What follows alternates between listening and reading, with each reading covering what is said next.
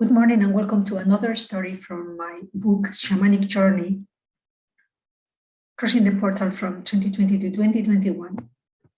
This is the third article in a group of 4 articles at the end of the book called The Success Kit for the New Consciousness, the New Human of 2021 and Beyond. And this third part is called Living in Uncertainty. Following the 2 previous articles, part 1, Innovation, part 2, Share Responsibility, and based on the notes of my spiritual diaries, as well as inspired by the astrologer José Millán's video, The New Humanity, I would like to discuss now another concept that has been felt very strongly at global level, living in uncertainty. According to José Millán, and I agree, we are living through a systematic global breakdown and chaotic and destabilizing situation. The way to deal with this kind of transition is to release old patterns of behavior and incorporate new ones into our survival kits. In this case, José Millán says that we will resolve problems by tapping into a higher level of consciousness, instead of wrestling with problems and exhausting ourselves in the process. For a long time now, I and many other people in the consciousness or personal development path have been talking about the Tao as if in learning to deal with the new, faster and busier energies by letting go, rather than by resisting and struggling, allowing rather than blocking, flowing rather than controlling, more yin and less yang, or rather, finding a new balance. And I believe that all of us as global humanity and a worldwide community are feeling and understanding that this is true. But saying it is easier than doing it. We are trying to find ways to live in more inspired and intuitive ways. And beginnings are not always easy. Terms like energy fluctuations, oscillation, frequencies, vibration are becoming more and more common in our new kit library. These are not new terms. Humanity has used energy healing or vibrational medicine from the times of the shamans, the gurus, the sacred men, native tribal cultures in all the different continents. And there are more and more testimonies to corroborate this, which is becoming common knowledge. Even in our modern, so-called civilized first world country cultures, many of us swear by our great-grandmother's natural healing remedies, because in fact, any approach to healing the body or the mind that is natural, organic, intuitive, aligned with these rhythms, or in line with this vibrational nature, is energy-based. We do live in a universe made out of energy. For instance, we all have healing hands. That's to say, our hands can heal.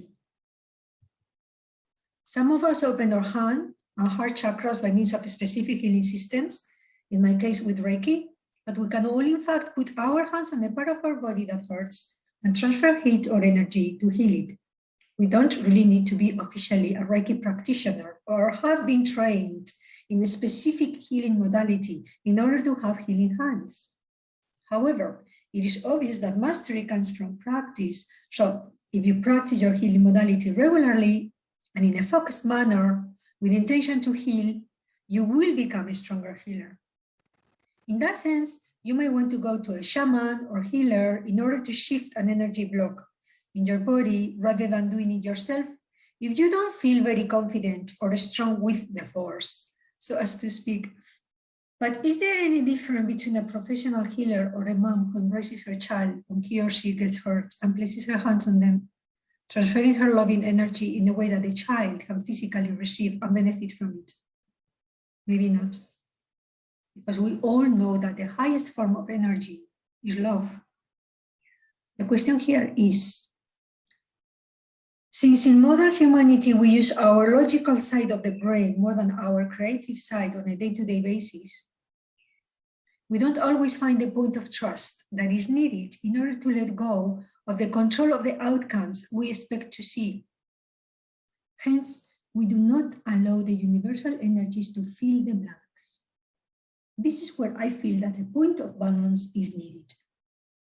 But luckily, more and more neuroscientists, philosophers, gurus, healers, writers, sacred men, They are all coming to the conclusion that the power of the mind is in the subconscious, and that we need to shift our way of functioning by including the intuitive mind, the genius mind.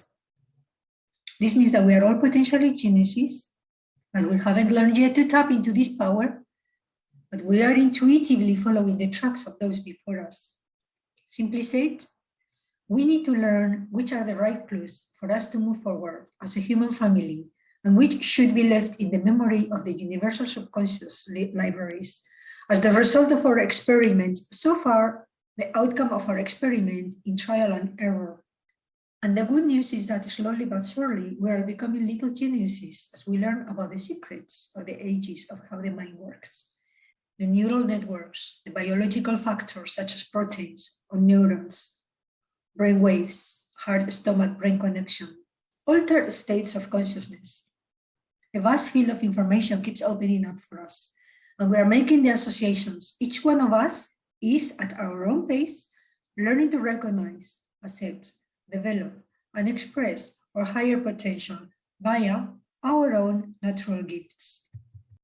As we gather momentum and learn to trust our inner feelings, we will redirect the global ship using the compass of our intuition towards greater and broader realities of what we can become. Today, only sense, but not completely yet seen. As José Millán says, there will be no adjustments, but a full change. This is the reason why we won't go back to the old normal. I don't know how long it will take for us to have a new normal, but I do think that the best thing we can do is learn to ride the energy waves, as we are doing in the here and now, and attempt to make this a new normal forever. If we tap into the power of the now, we will never need to create new normals at all, because we will fluctuate with the universal currents as they come, adapting to our changeable world in this changeable universe. And this, for me, is the best long-term strategy. Thank you so much for listening. See you next time.